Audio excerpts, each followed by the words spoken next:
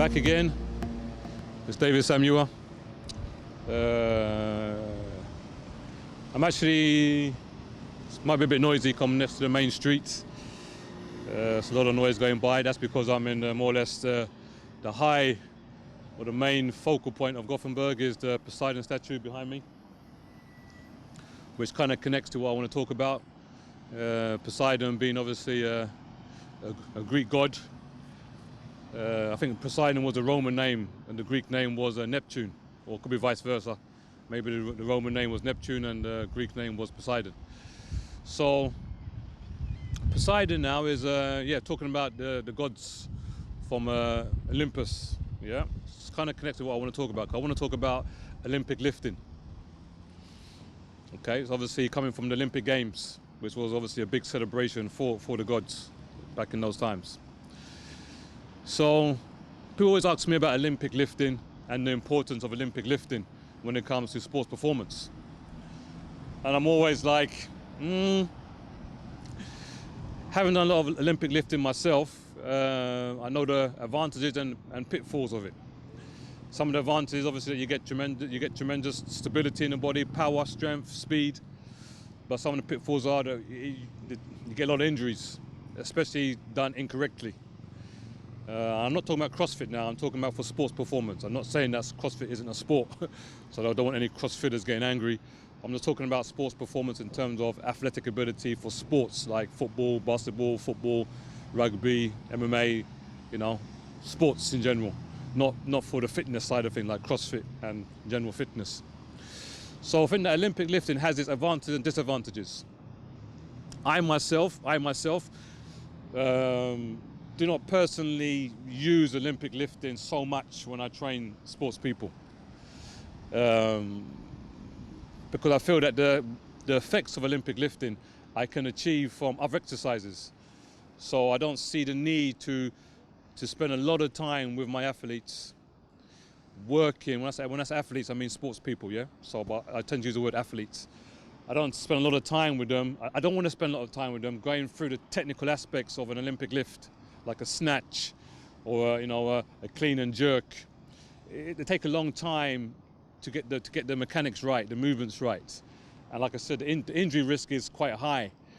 It's quite a high percentage, even if you talk correctly. You know, once you do the moves repetitively, the risk of injury can be quite high, the percentage. So, honestly, the last thing I want is my athletes injured. So if I can get the same intensity and the same results from doing other exercises, for example, like a deadlift or a medicine ball throw, because basically Olympic lifting is more like a hip flexion, hip extension movement.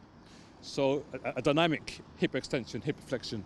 So if I can get that same movement and that same intensity and that same dynamicness, so to speak, from doing a medicine ball toss or doing a deadlift, or maybe doing like a power clean or a hang clean rather, then I'll do that. Rather than cause I can teach that quite easy. I mean, a hang clean is not so hard to teach compared to a full clean or a full snatch.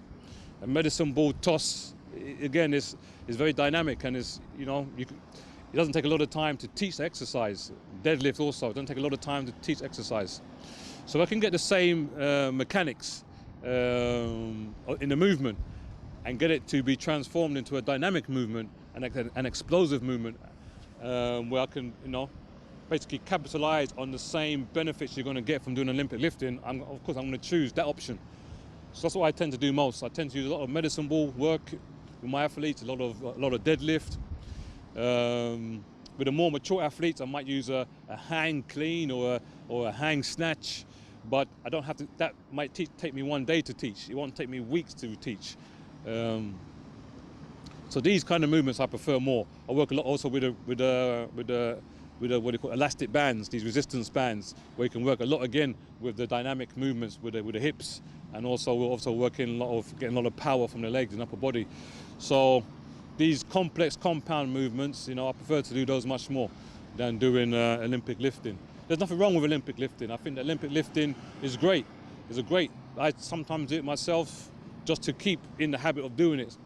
But there's nothing that I use a lot with my young athletes. Maybe the more, like I said, the more mature they might be, I might bring in a hang clean or a hang snatch. But very rarely would I go to the full, clean and jerks and the full snatches and the full power cleans. No, not very rarely. I don't train Olympic lifters. I don't train power lifters. So, and I don't work with CrossFitters. So I don't really use those techniques with my athletes. But like I said, Olympic lifting is great. I mean, it's awesome, and I feel that every trainer who wants to have any credibility should know how to do those lifts. Because obviously once you know those lifts, you know those movements, and then like I said, you can now duplicate those movements using more safer exercises.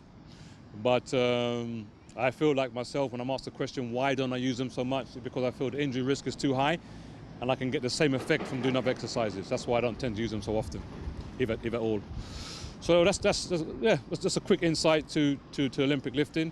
Like I said, it has advantages and disadvantages. I mean, they're great exercises. They're amazing. Like I said, I did it myself for years, for I don't know, 10 years, working with those exercises. So I think my PB, if I want to boast a little bit, my PB for my personal best for the clean was 145.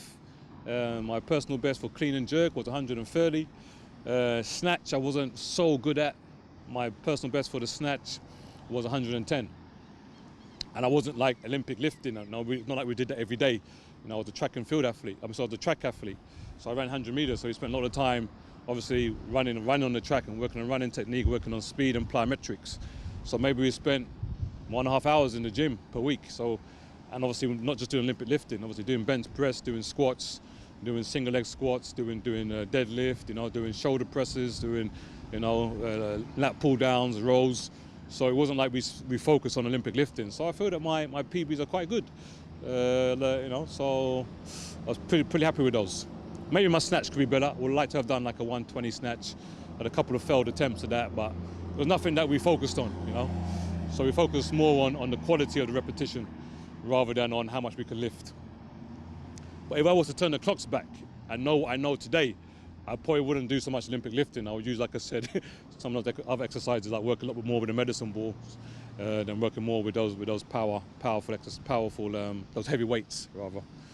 But like I said, I mean, it's Olympic lifting is a great way to train, but you just have to be careful when you're doing it, and definitely not use it on young people, especially young athletes, who obviously who are maybe not yet there mature. But of course, if they have a coach working one-on-one with them all through the season, that's another question. That's another matter. Especially when it comes to people who do like the field events, like shot put and discus and maybe long jump, triple jump, high jump. They might need to do some Olympic lifting. And if you've got a coach with you working one-on-one all the time, then it's great. But I just said, for me, I want to keep I can get the same quality in terms of intensity and the dynamicness of the movement in other exercises I feel are safer. So just a short info about Olympic lifting and why I don't tend to use them so much. Yeah, once again, any questions, just pop me an email, send me SMS, give me a call, and we can also have a discussion about the advantage, disadvantage of Olympic lifting or anything else that's on your mind. So take care for now. Cheers.